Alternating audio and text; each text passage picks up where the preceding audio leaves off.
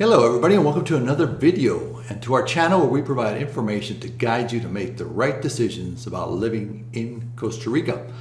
Now we recently celebrated our presidential and congressional elections, and in this video I'm going to go over the results with you. Who won, which political parties rose, and which ones completely disappeared, and what does this all mean for you? Many expats will invest millions of dollars into Costa Rica without even paying attention to what is going on in the political spectrum. Well, you should pay attention because it could ultimately affect your investment. So let's give you a quick breakdown of what happened. We started the election cycle for presidential elections with 25 presidential candidates. What you're seeing on the screen right now was our official presidential ballot for 2022. Now from that field of 25 candidates, 6 of them began breaking away and making headway, and these were the only ones that were invited to presidential debates. Those 6 were the following: Jose Figueres from the National Liberation Party, which is described as an ideology of social democracy, and the political position described as center to center left.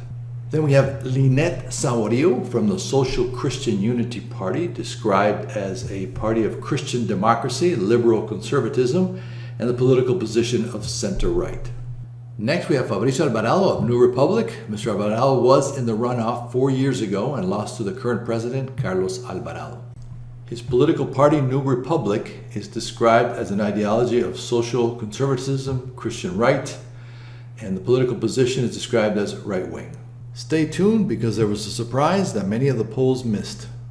Rodrigo Chavez of the Social Progressive Democratic Party. Mr. Chavez is a new political figure in Costa Rica. He comes from a position in the World Bank and served as the Minister of the Treasury in the current government, where he resigned and started a new political movement.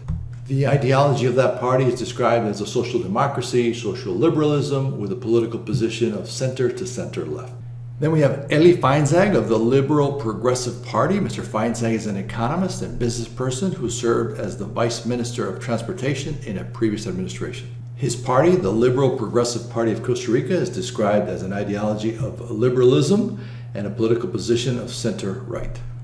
And finally, Jose Maria Villalta from the Broad Front. Mr. Villalta is currently a congressman and has been active on the political stage of Costa Rica for many years. His political party, the Broad Front, is described as an ideology of progressivism and environmentalism, and the political position is described as left-wing.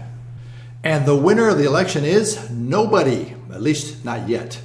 None of these candidates had enough votes to win the first round of this election, and as such we're heading off to a second runoff election on April 3rd.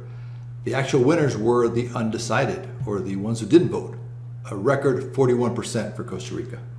The surprise was that Rodrigo Chavez, perceived as the political outsider, is going to be the candidate to face off in the runoff with Jose Figueres of the National Liberation Party. This is an iconic political party that has been around since 1948. I say surprise because the polls before the election had the 3 top contenders as Jose Figueres, Fabricio Alvarado, and Linet Saborio, and it ended up Rodrigo Chavez. The other surprise was that the political party which has been ruling Costa Rica for the past 8 years, the Citizen Action Party, described as a progressive center-left political party, has been completely wiped off the political playing field. The presidential candidate received less than 1% of the vote, and they ended up losing all their congressional seats.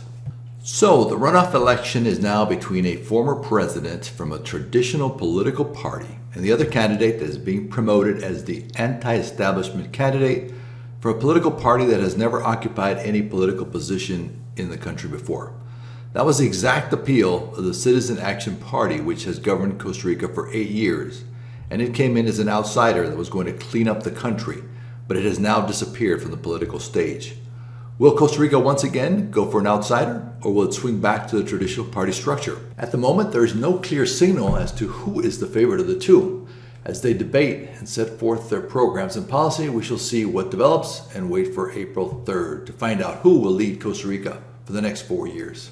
With a vast majority of the population hurting financially and the lack of employment opportunities for young people, it is clear that both candidates are focusing on a message to revitalize the economy and create job opportunities. However, to be effective, whoever wins is going to need to work with the Congress that has been elected. The president in Costa Rica depends on the Congress to be able to implement policy changes. Now, this new Congress is made up of the following political parties. The National Liberation Party of presidential candidate Figueres has 18 seats. The opposition Christian Unity Party ended up with 11 seats. And the party of the presidential candidate Chavez has won 9 seats in Congress. The balance of the seats in Congress are now held by also the Christian Right, Nueva República, with 7 seats, the Liberal Progressives with 6 seats, and the Broad Front with another 6 seats. So you got 6 political parties controlling the Costa Rican Congress for this next term. So how does this all affect the expats who are looking to either live or invest in Costa Rica? It likely means that the programs to attract tourism, foreign investment, job creation will be at the forefront of either of these two candidates for the presidency. If we look at their government policy programs, they're both proponents of increasing commercial trade, tourism, and foreign investment, while at the same time committing to the continued access to public health care, improving the quality of public education, and access to affordable housing. After all, it is this balance of social and economic stability that makes Costa Rica such an attractive place to live. Thank you for watching the video, and as always, let me know if you have any comments, and if you have not subscribed to the channel, please do so now so that I can continue to bring you relevant information about life in Costa Rica.